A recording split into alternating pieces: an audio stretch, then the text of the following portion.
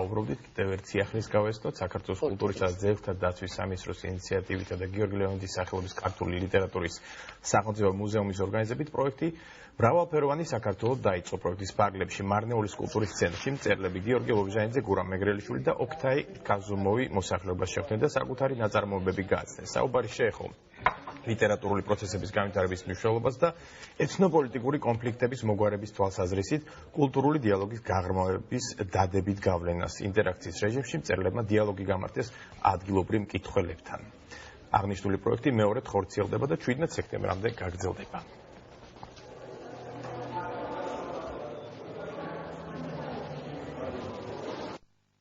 მოგეხსენებათ რეგიონებში მაინც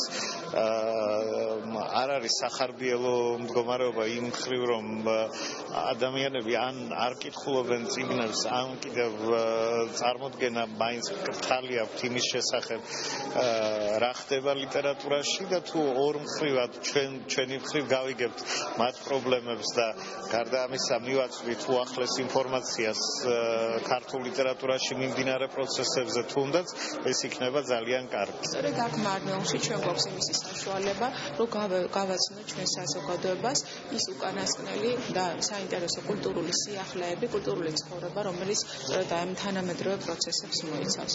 ვფიქრობ, რომ ეს პროგრამა არის გამიზნული ახალგაზრდებისთვის, შეხვედრა ახალგაზრდა მწერლებთან, რომ მოხდეს ქართული და აზერბაიჯანული კულტურის, ლიტერატურის გაცნობა, ასევე ქართული ლიტერატურის ნათარგმნი თურქულ აზერბაიჯანულ ენაზე ნაწარმოებების პრეზენტაცია.